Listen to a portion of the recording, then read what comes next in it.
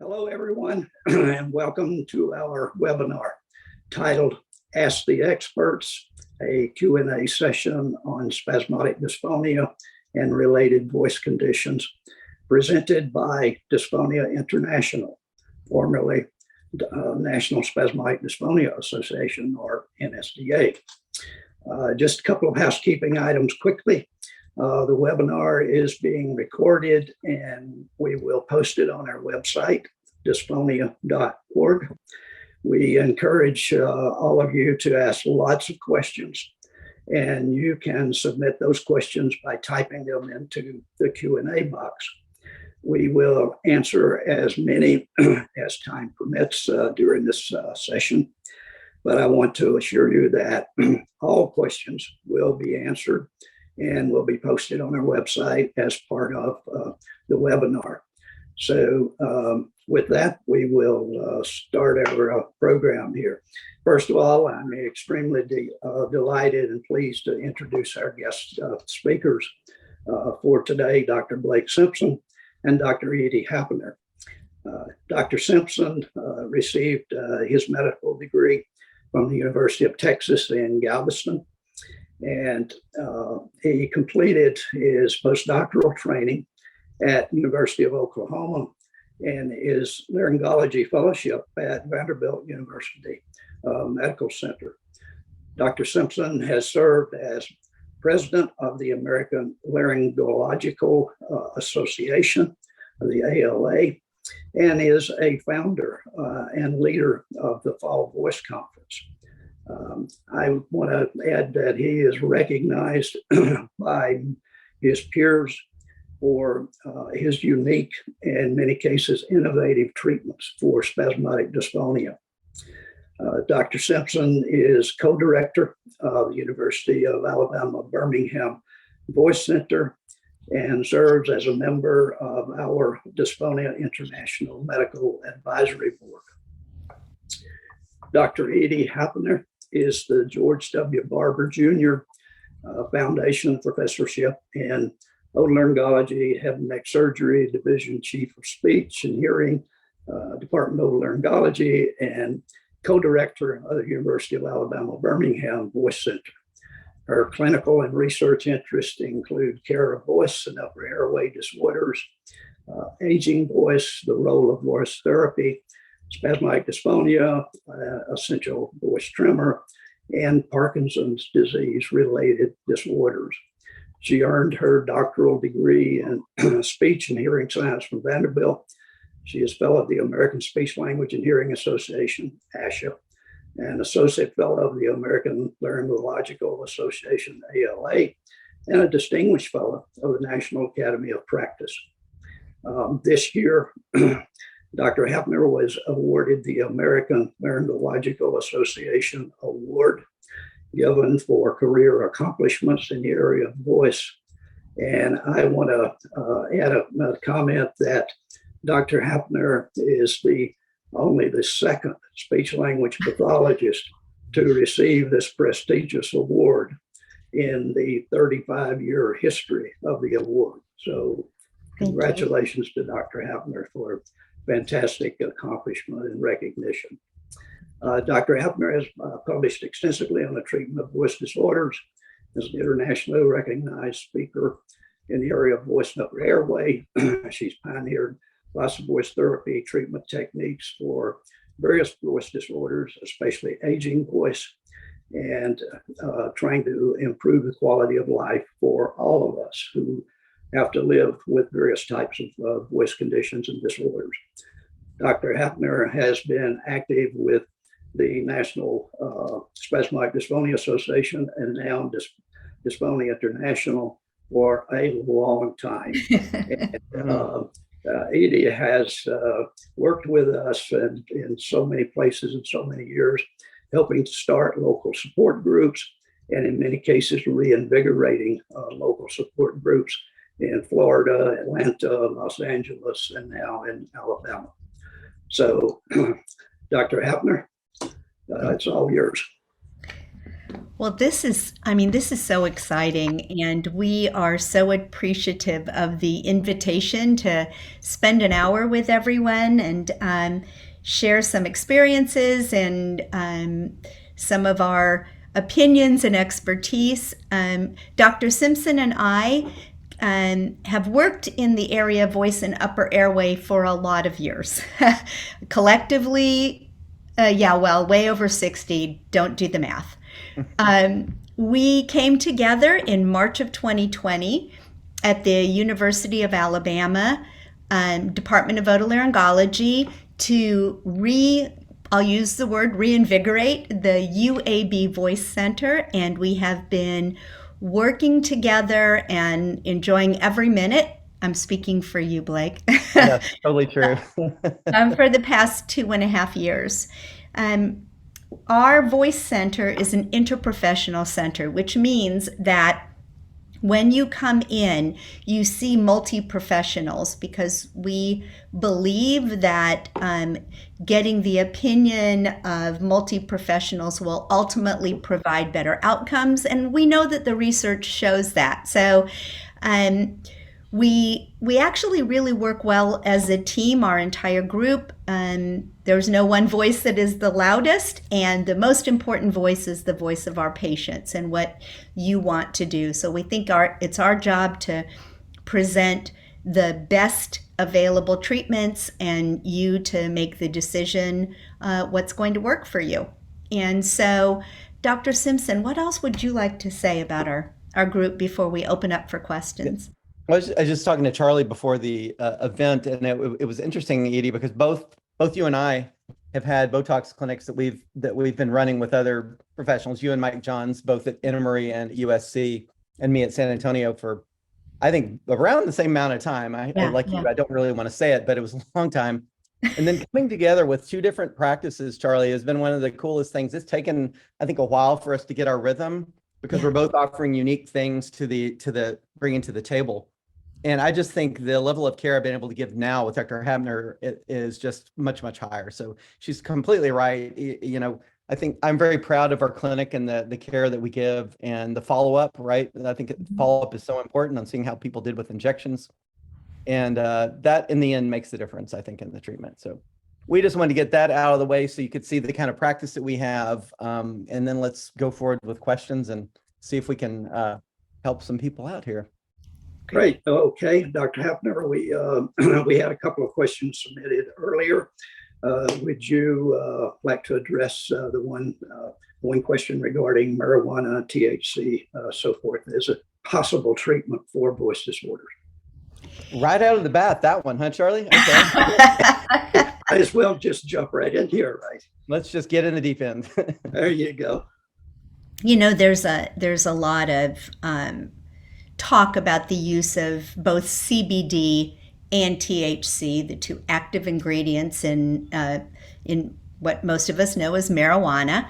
And unfortunately, despite multiple attempts at studies to look at the benefits of primarily THC in the treatment of spasmodic dysphonia, we're really left with it seems to work for some people and not for others. And so we don't really know what the mechanism of action is and why it works for some and not for others.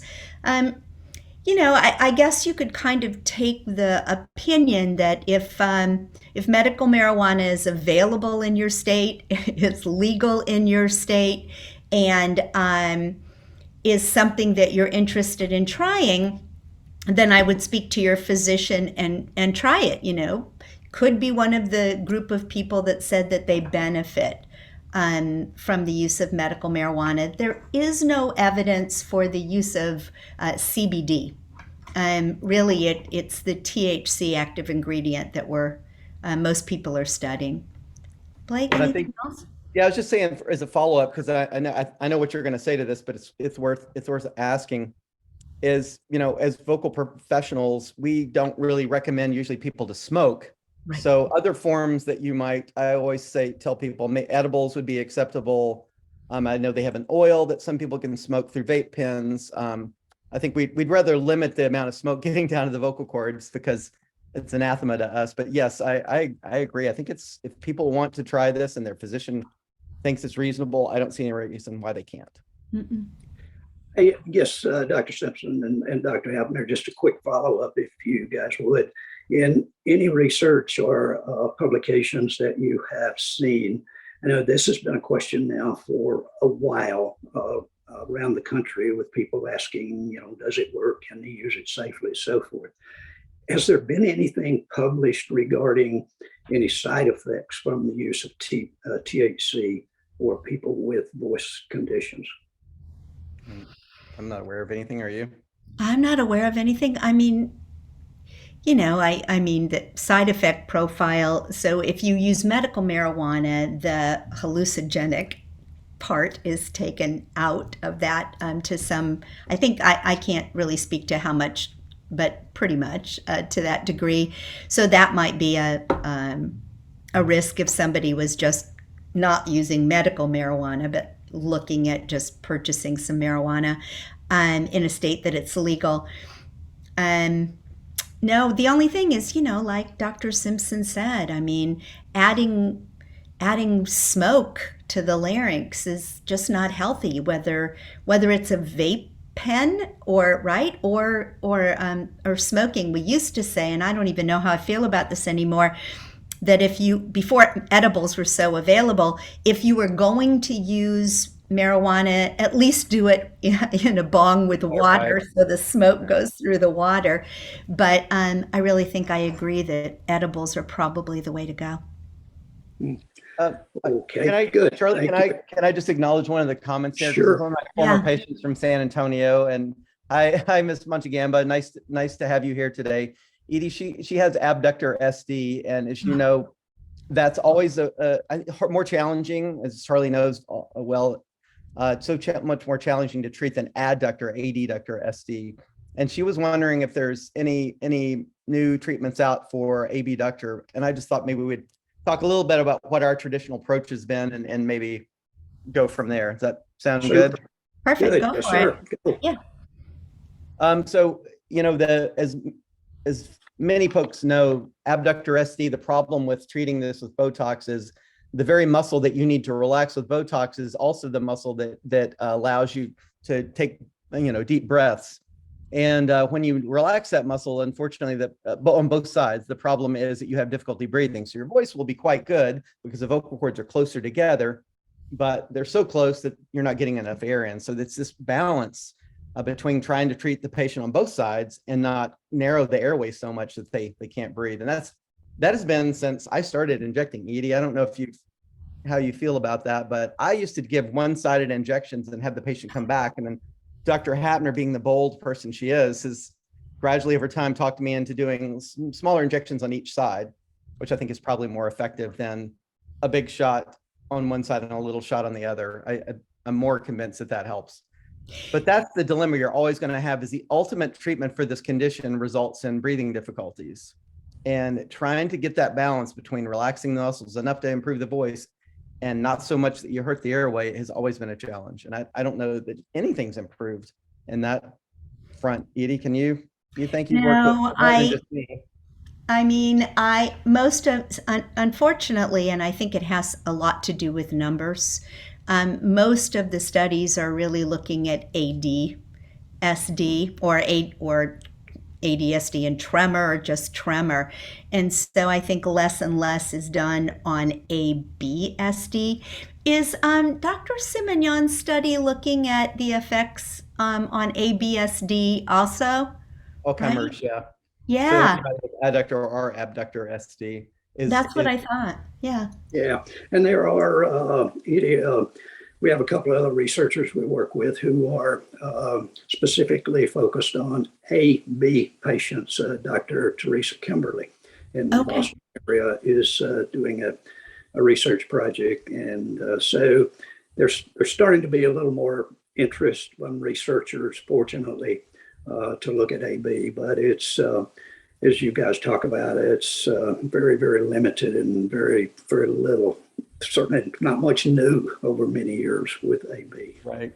I And know I a lot of us have gone to do an injection augmentations as a diagnostic measure. say that too. I mean, Yeah. you've seen us do this, and sometimes it's helpful, sometimes it's not. But the idea is different from injecting Botox to relax muscles. And in this instance, the treatment we're discussing that can help, I wouldn't say it would fix it, but can help abductor, abductor SD, is that we put a filler substance in the vocal cords. So as you know, it's harder to get the vocal cords together with abductor. So by injecting some material, we get them closer than they would have been in their native state. And that can be effective. It can be an adjunct. It can be helpful. I've never cured anybody with it, but I would say a lot of people end up getting both Botox and sort of some injection of filler substance to try to improve. That's great input. Yeah. Like that's terrific.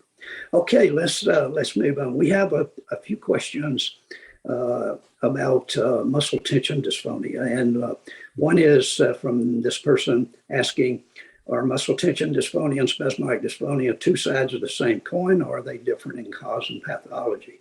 So, Edie, I know I've heard you talk about this, so I'm gonna let you. I think we get out of her way. No one covers this topic better than Edie Hapner. And even having done this for 25 years, I continue to learn from this young lady. So if you would like to discuss this, Edie. So muscle tension dysphonia and adductor spasmodic dysphonia are not the same disorder. Not at all. Their muscle tension dysphonia can be, this is what's a bit confusing, can, and I believe almost always occurs with spasmodic dysphonia, because muscle tension dysphonia really is just a broader statement for compensating for the difficulty that you have in producing voice. So any human being who all of a sudden develops some kind of problem with the voice is going to push a little harder, use extra muscle, work a little bit more in order to get the voice out, to try and sound normal, to try and get over the tremor, get over the spasm. And that act of compensatory use of extra muscle to make voice is essentially what a muscle tension dysphonia is in most cases. Now, there's a whole separate group of people that have something called primary muscle tension dysphonia, and that is their only problem. There's nothing underlying it. There's not a spasmodic dysphonia, there's not a vocal fold paresis, or whatever that they're trying to compensate for. It is a primary problem. It can occur after an illness where somebody has a significant laryngitis and they get better and the voice doesn't. There's a lot of theories, but it also really comes down to a muscle imbalance. And muscle tension dysphonia is well treated, whether it's secondary or primary, is well treated by voice therapy. Spasmodic dysphonia, on the other hand, is not a muscle imbalance in origin. It actually originates in the brain. And the symptoms are what appear to be a muscle imbalance and the message getting to the vocal folds, not in a smooth, steady way, but kind of in a disrupted way that causes spasms, either closed or open. Spasmodic dysphonia, I'm going to go out on a limb here, is best treated by medical treatments with voice therapy as a secondary treatment in the majority of cases of people. So I will do voice therapy for the leftover muscle tension dysphonia after a Botox injection. All right. I haven't done voice therapy as a primary treatment for spasmodic dysphonia. I mean, I could probably count it on my hand since the 90s. I sadly am older than Botox, so I was around doing therapy before people were getting injected. So it's a very long explanation to say they're not at all the same, but they can coexist. Great. Okay. Super explanation. And just there's another, I have a couple of more questions here, but one that maybe just kind of follow up. You touched on this a bit with MTD, and this person is asking, does MTD come and go? I have perfect voice for long periods, then without a trigger, no voice for what could be hours or weeks. That's a classic story for muscle tension dysphonia. Just the description, Classic. right, Edie? Right. Yeah. You know, a diagnostic determinant between spasmodic dysphonia and muscle tension dysphonia for us is if it comes and goes, it's not spasmodic dysphonia. Right. You can have a fluctuation of your voice, right? But for it to But go not back to normal, complete. yeah, that would be unusual. Yeah. Fantastic. Okay, let's, this one's a little bit different. Blake, you kind of touched on this some, and this person is asking, any new information on treatment for mixed AD-AB? Botox treatment has not worked for me. It's interesting because having worked independently for many years, and I don't think Dr. Hapner and I ever discussed this, but I never really was a big believer in mixed SD. I've heard people say that everybody's a mixed, which I don't agree with at all. But I don't know that I've seen this. And what Edie had pointed out when we started working together is maybe it's just they have abductor SD or adductor SD primarily, and then there's this muscle tension dysphonia component that's laying on top of it that makes it sound like mixed, right? Because we always, if you have abductor, you're going to try to push to get more voice. So I think sometimes what people are thinking is mixed is really just a pure SD plus muscle tension. Do you think that's a fair statement? It's their compensation for that disorder that you're hearing, making it sound a little muddy. And our challenge as the diagnosticians is trying to weed out which is the primary. So wouldn't you say that oftentimes we would go to an adductor Botox injection first because it's a little easier? Very easy. And if we don't get good results, we may then try abductor. But I honestly, If we thought it was mixed, I just don't think I've ever seen anybody that really was truly mixed. It was just not weeded out. Yeah. Interesting. Here's a good one for both of you. Is SD related to stuttering? Can it get worse after a number of years? Of course, that's person asking, do we know about the causes and are there results from studies and so forth?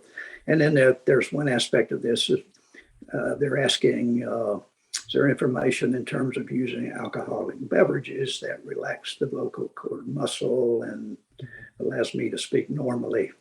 And of course, the issue there is for probably some short period of time, but several questions mixed together there. So first, I think is SD related to stuttering? I would let Edie handle that one. I'd love to answer the one about alcohol and all that. I think that's something we both have an interest in. So in the, I think it was in the 80s, there was a researcher in Texas. I think her name was Frances Freeman, if my memory serves me correctly.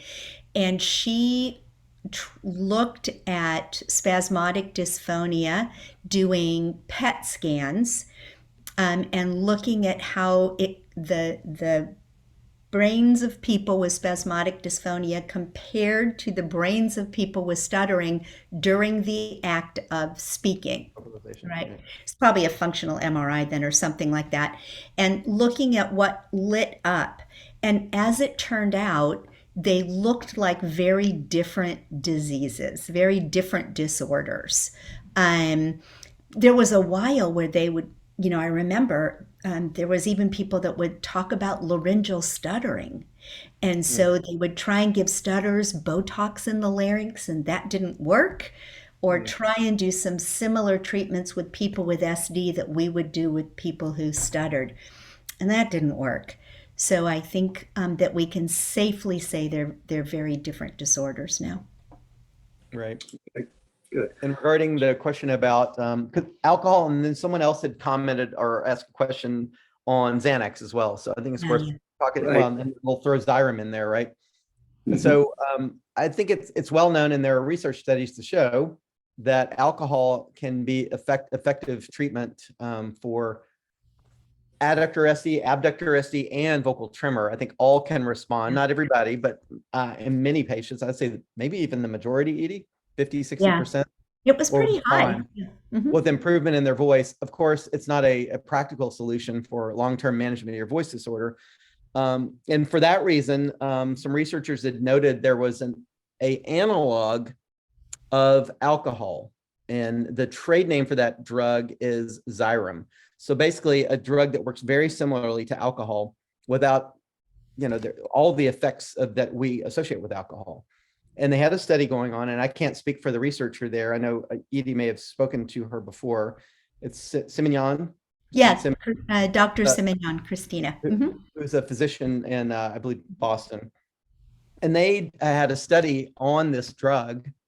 And interestingly, instead of giving it on a regular dose schedule, my understanding was now they were just doing a one-time treatment and then observing for long-term results. And I could be wrong on that, Charlie. I don't know if you have any insider information on that. Probably do.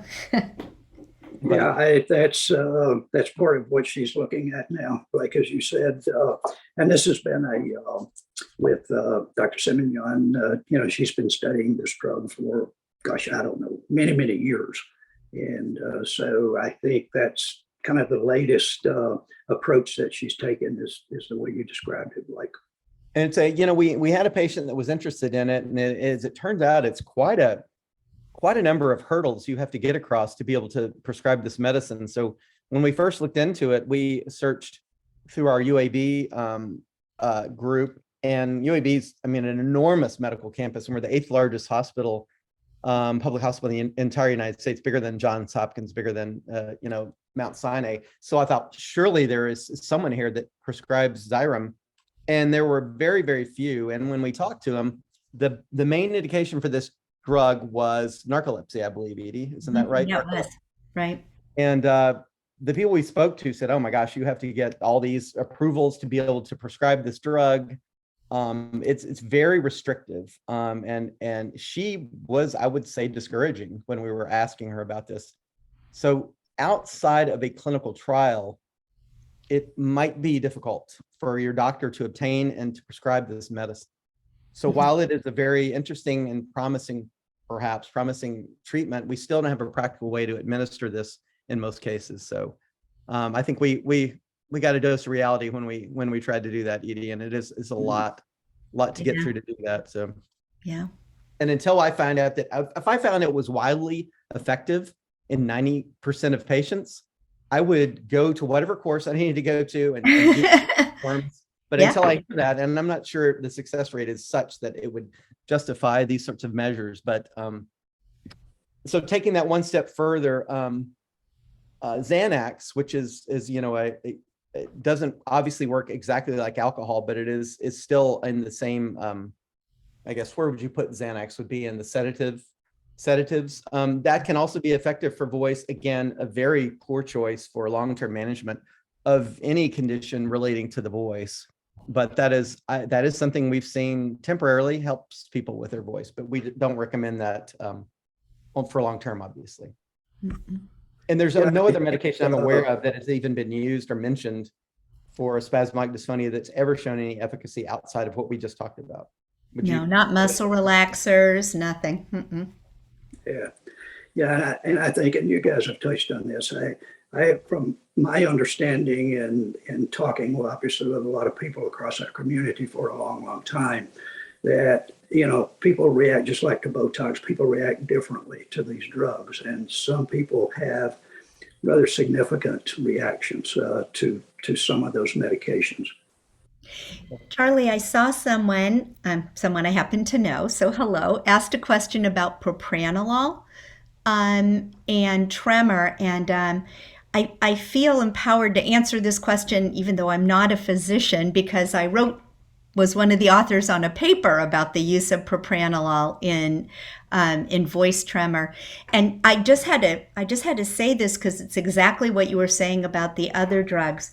What we found with propranolol, which you know is mostly a blood pressure medicine, but is also used for people with performance anxiety oftentimes too. What we found that was about 50% of the people reported that they got better with the use of propranolol, and about 50% of the people reported they didn't have any change. So it's again a little bit like the medical marijuana and maybe some of these other treatments. If you happen to be in that 50%, it's probably worth the trial.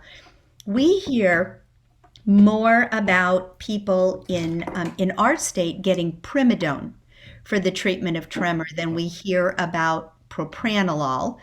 And I can pretty much say across the board, including someone I saw today, so it's that recent, that people are not experiencing improvements in voice tremor with primidone. Hand tremor, yes, but voice tremor, no.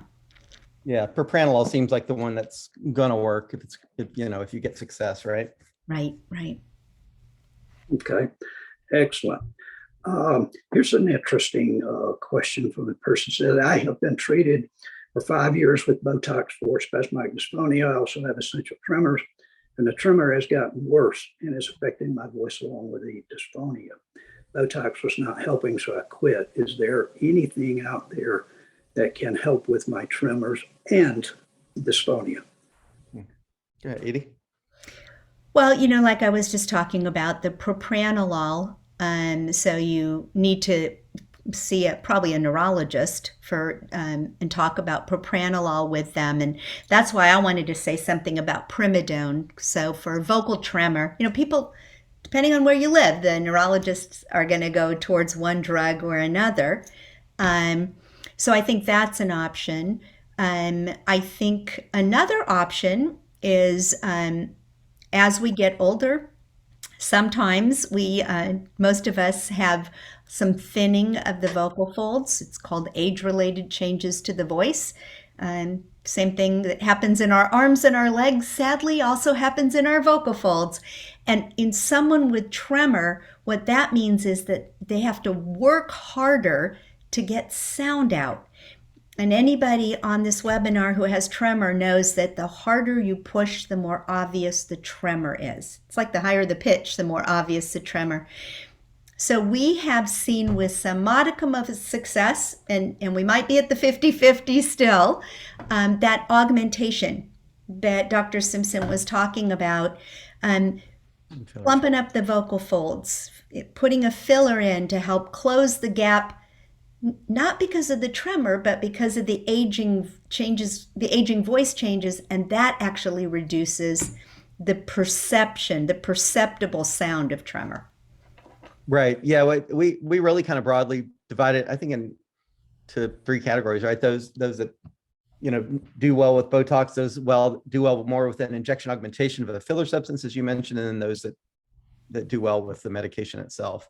But we usually offer Botox first. Wouldn't you say that was most of the patients we see? We recommend they see a neurologist for diagnosis confirmation, and then we'll offer Botox. And as Dr. Hapner said many times, I would say, especially for the tremor patients, dosing is so sensitive. It's very hard to find the dose that works and does not cause too many side effects. Would you agree with that, Edie? And we've really worked hard on trying to get it to doses that work, but it takes some trial and error. And you might find out that your first injection doesn't work very well with your doctor, but subsequent injections, as they sort of alter the dose, may be more effective. So I would never give up until you've had a few shots or tried more than one doctor. If you're not happy with who you're seeing, it's always possible to see another group or another physician or speech language pathologist team and decide, figure out what works for you. Because we can almost always get people a little better using something or another, right? A little better.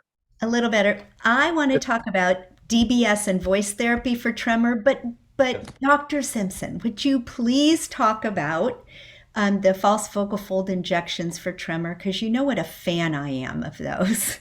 I appreciate that so much. I am. No, what Dr. Hapner's talking about is there are many ways of delivering Botox to the vocal folds. And the one that I think most of us have done for years, it's still the most common method we use, Edie, is injecting into the vocal cords directly and using electromyography. Now, some people may go to the operating room and get this done, but I'd say the standard way is through the skin of the neck, using an electromyography machine to tell you when you're in the right muscle. And Dr. Hapner and I do that together, and we have to both agree that it's in the muscle before we deliver the injection, which I think really increases success rate. But you can avoid going directly into the vocal cords and go into the false vocal cords. And the reason you would want to do that is, as many people know that get Botox injections, the standard method, you're going to get a breathy voice. And that an average amount of time for that would be around 2 weeks. And obviously it can go on either side of that. But we have found that patients with tremor hate breathiness. They hate the side effects of a standard injection of Botox.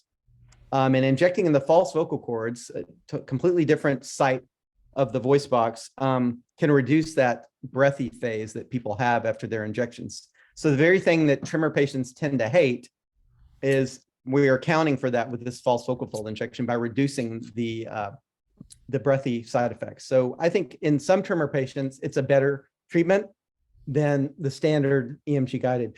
And that can be true for adductor SD. I think in some people, especially vocal professionals, the false vocal fold injections can be very effective for avoiding that breathy phase. And we've had patients that can sing while they're on Botox. And I'd say that's definitely in the patients that have gotten the false vocal fold injections. So, right. Just kind of follow up on that a little bit. This person is asking that and saying that they've been getting Botox injections about every 3 months for 19 years. And it's been hit or miss on whether injections are effective. Have there been any advancements on how to make the injections more consistently effective? So kind of along the lines of what you were talking about, Blake, but you want to elaborate on that a little more?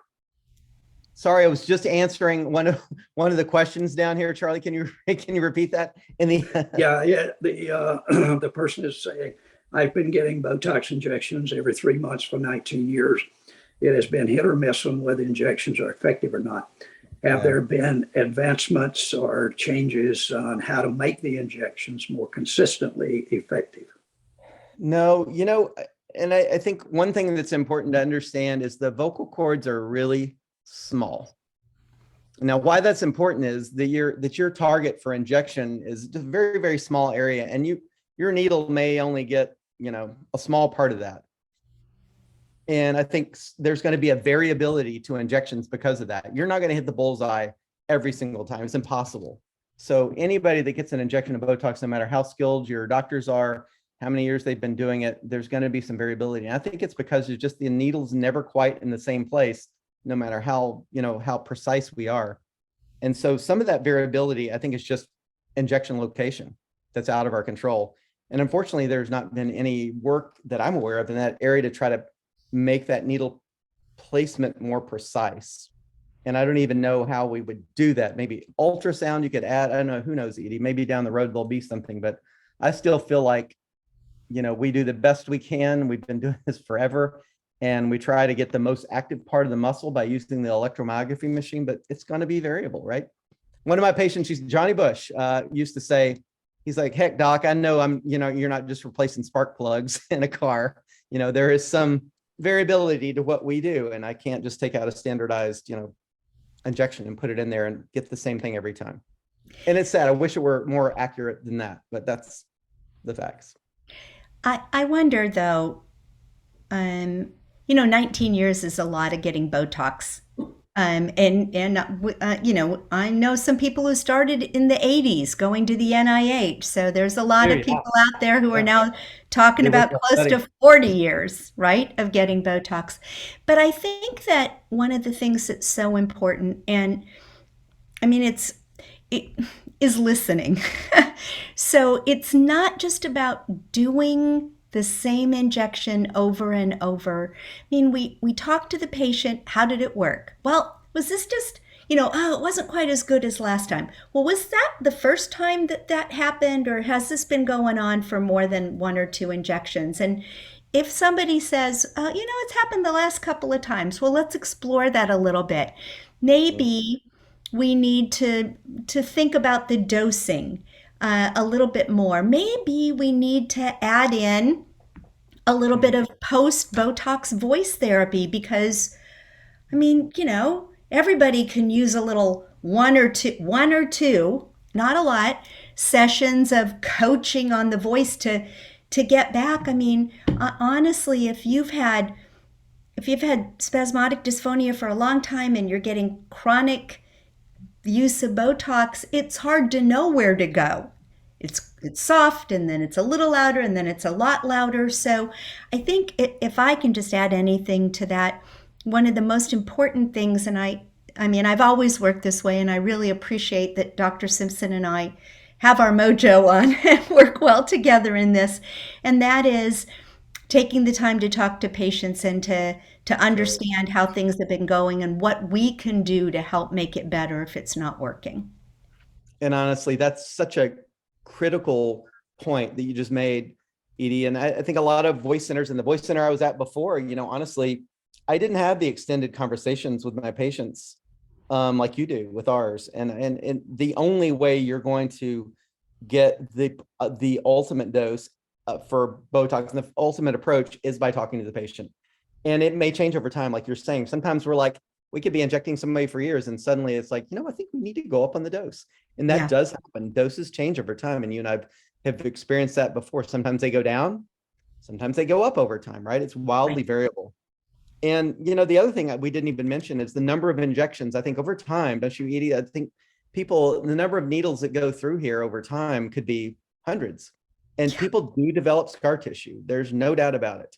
Yeah. And sometimes it's hard to get through to the muscle. And we've done some things like using different types of needles, different approaches in terms of trajectory. So there are ways to get around these. And I see several people have asked, gosh, what happens 20, 30 years down the road if I keep getting Botox? And you and I have both had patients 20, 30 years that continue to get shots that do fine. And you just have to be creative. And I can think of a ton of patients that we have changed the approach 2 or 3 times over the 20 years I was in San Antonio, maybe 4, just to try to find the right thing. And just because you're chugging along doing well doesn't mean your team's not going to come up with another approach down the road to make your response better or to keep it at the level that you were at.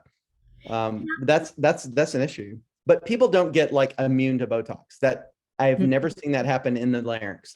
Can it happen in big limbs where you're getting hundreds and hundreds of units? Yes. Does it happen in the larynx? I don't think I've ever seen it. And even if you did, there's substitute Botox to give, a different type of Botox, but I've never seen the need for that. Have you? Yeah, I would just like an Edie add to that is, a few years ago, Allergan did a pretty extensive study on SD patients and looking at are people developing antibodies to the Botox. And just like you said, their study found practically no one because primarily I think the low dosage that we get as voice patients. Yeah. Yeah. And I mean, certainly we know there's probably lots of people on this webinar who get Botox in their larynx, but maybe also have to go to the neurologist and get Botox for cervical dystonia or blepharospasm or something else. And so, and getting much bigger doses. So I think it's also important to talk to your otolaryngologist, and your neurologist and make sure that they have some they're working together for dosing to know what each other's doing and best dosing time. I was just going to say, one of the things we found actually when I was, prior to coming together with you, Blake, was that people actually got lower doses as they got older with multiple. It's the opposite of what you'd expect, right? And it's blamed on what they call the chronic denervation, or the kind of the chronic changes to the nerve and the muscle over time. So, and one comment, oh my gosh, Rose Farmer, I love you. I hope you're doing well. And also one of my former patients had mentioned I'd injected strap muscles to her when we were doing false focal fold injection. She has adductor SD for sure, Edie, and actually injecting straps. We don't do it much here, but it did help her.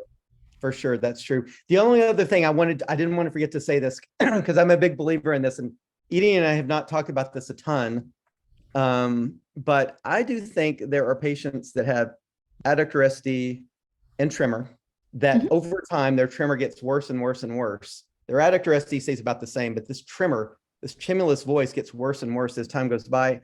And they come in and say, well, my Botox isn't working anymore. And the problem is it is working, but if your tremor is getting worse, the Botox can only do so much to dampen that tremor. And when it's really severe, I'm not sure that anything works very well for that.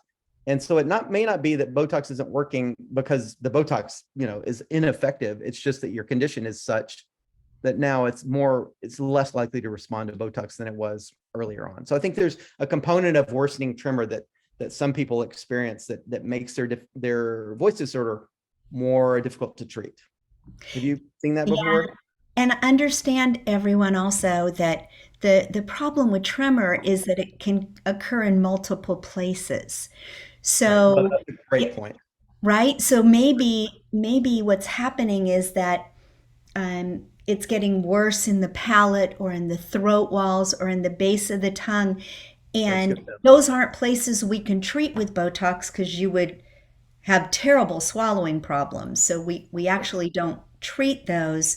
And so it might be that. And we have seen, and we have patients whose tremor is so bad that it almost mimics the stops, right? The spasmy stops of adductor spasmodic dysphonia. And there's it can be confused easily. There's a good thorough workup can help differentiate that, but it can happen. Hey, can I say something about DBS and voice therapy though for tremor too? Please say that. Okay, so I know we seem to be focusing a lot on tremor, but it's a frustrating problem that affects an awful Most lot common. of people.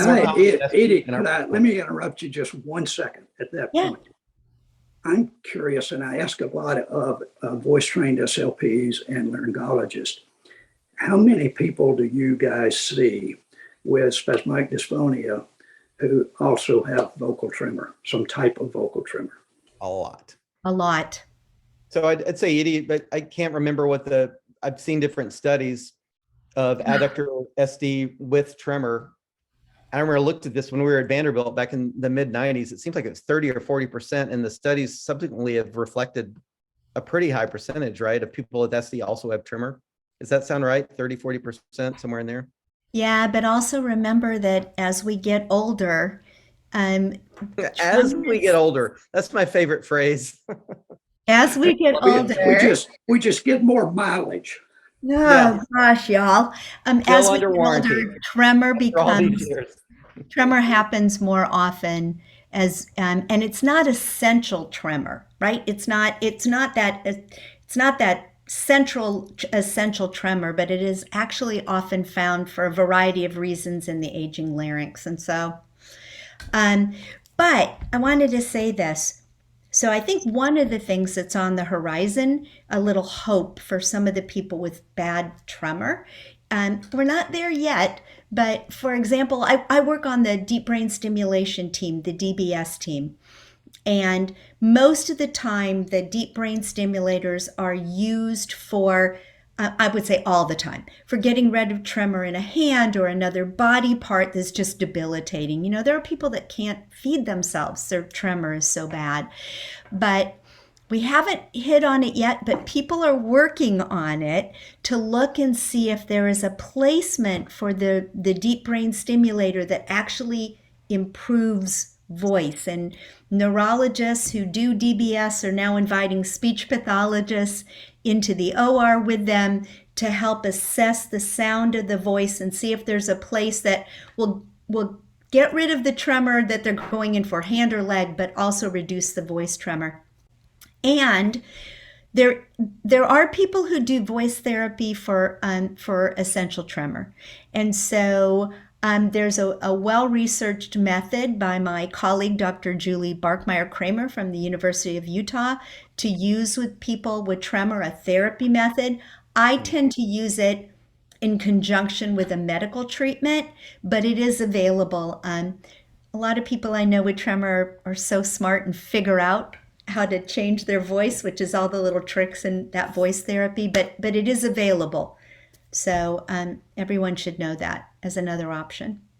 Yeah, great. And there's actually a couple of studies ongoing now with DBS for people with spasmodic dysphonia, and one up in Canada and British Columbia, and then which in conjunction with University of Indiana, and then the researchers up in Boston are making that part of their project too. So it's a lot of work going on there.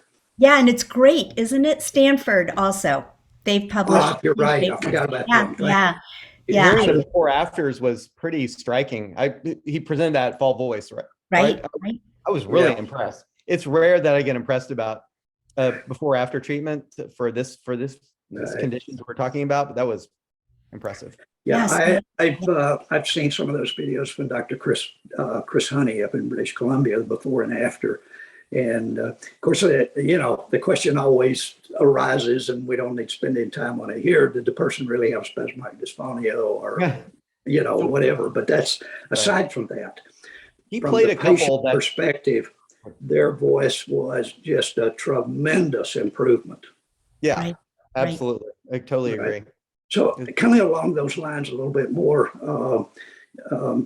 Blake and Edie, you chime in. What are your thoughts about abductor SD surgical procedures? And I will say, aside from DBS. Okay, sure. Do you want me to talk about it a little bit, Edie? Yes, sir. Well, there's actually somebody here is an old patient of mine. Hi, there you go. Hi, it's so nice to see your names. Who I always think about when I think about things like DREs and still having some problems with that, and somebody else who had a thyroplasty. But Blake, you talk first because this is your world. Oh yeah, well, so I mean, there are a lot of described surgical treatments for SD going all the way back to the 70s when they started cutting the recurrent laryngeal nerve. That was the standard of care back then. So we've come a long way, but I still think that the common theme is there are a lot of described surgical treatments for this condition. And so any surgeon, you were told from an early age as a surgeon that if you have a condition and there are 14 different surgeries that are used for that condition, none of them work very well, right? Because if there was one clear, well-described treatment, that's what you would do. But that's not really the case. And I think that's true for SD. I will say, now, there is probably the most ideally suited surgery for adductor. We're talking about adductor SD, right? Not abductor, not tremor. Those don't apply. Adductor SD. The deinnervation reinnervation procedure, which I think they call a SLAD-RL. What is that? Selective laryngeal. Correct. Adductor, the whole thing. They do it at UCLA. They invented it at UCLA, and I think that's where you're going to get your best results. And I don't want to, Edie worked in Southern California for a while, so she could tell you more than I could, but I have definitely seen patients that have gone to UCLA and had that surgery that without a doubt sounded better, a lot better. Also, I have seen patients go there, they get surgery that come back to me and still need Botox. So I don't want to speak for their surgical results, but I've seen both really good results and not so good results. But, I think the question the patients put to me is, if you had adductor SD, Dr. Simpson, what would you do? And I can tell you unequivocally, I would get Botox. And that's what I would use to treat myself. I love my colleagues that do these surgeries, and I think they're great doctors, but I wouldn't do it. And I think the analogy I would make is, you ever go to an ophthalmologist's office who's in his 50s or later, or she, and they're wearing reading glasses, and you think, why don't they just get the surgery?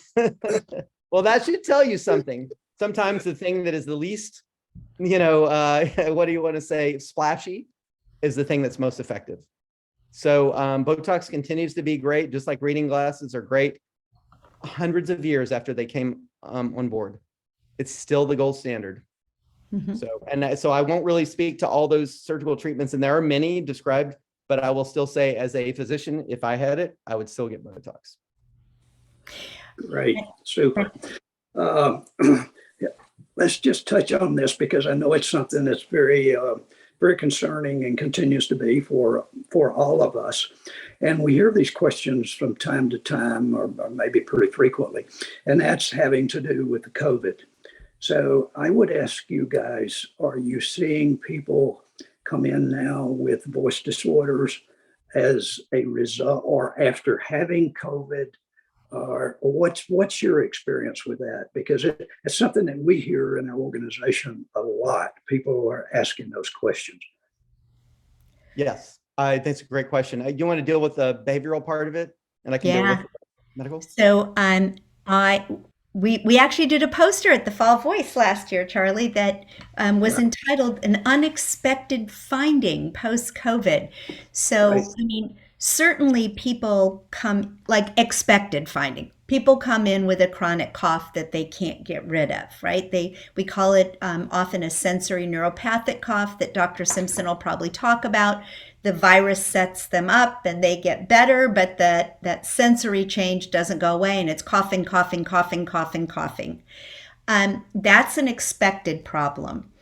What was unexpected to us was the number of people that were coming in the beginning, more than now, I'll be honest, post-COVID, who had, going back to where we started, primary muscle tension dysphonia.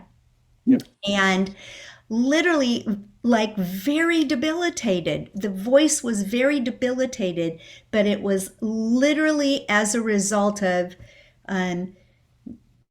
difficulty breathing, and so setting up bad patterns, lots of coughing, so setting up a lot of muscle tension in the neck. The vocal folds looked normal, worked normally. The voice is very debilitated, but voice therapy was the treatment, and we were pretty successful with that. Great, great. Yeah, it's helped. The other thing we've seen, Charlie, really interestingly, and no one has talked about this, but Dr. Hapner and I have been asking our colleagues around the country, have you seen this post-COVID? And one of the things we've seen that we have no explanation for is vocal cord swelling, edema, is the word we'd use, that is otherwise unexplained. We look into every single cause and we cannot find another one. And I think we've seen what, 3 so far. It's not a large number, but I think there's definitely some patients that get very unique changes to their voice box. And these are not people that were in the ICU. These are not people that were in, these are people that just had COVID, right? Got the cough, got maybe ill, but never were hospitalized. And they're ending up with hoarseness. And we think part of it's the muscle tension, probably the most common, and this cough that we talked about. And this other is this isolated swelling of the vocal cord that I may be off base here. That may not be found to be linked to COVID, but I think it probably is. And we'll see as time passes. But this one's been interesting to us. And I guess in the standpoint of, we don't know what to do about it yet. We've not found an effective treatment. So we continue to work on that, and we'll research it. I think I would encourage people on our webinar here and our entire community, if you have had COVID and you're having some kind of voice issues, make sure that you get to a laryngologist or a voice-trained speech pathologist like Dr. Hapner, and let them have a look. I'm not, your primary care physician, they're fantastic physicians and very knowledgeable and whatever, but Dr. Simpson and Dr. Hapner have special training in voice, and they can add a little more knowledge perhaps, and to people with those concerns. And I know it's a big issue for a lot of people. So I would encourage people, don't ignore it and let it go. Get to an expert and have it checked out. Well, the rule of thumb, right? If you have a voice change that lasts for, I think we're at 3 weeks still. I'm going to say 3 weeks. That is unexplained. So your illness gets better and your voice doesn't, go get it checked out. Don't just assume it'll go away. All you need to look. Somebody needs to look that knows what they're doing. And exactly.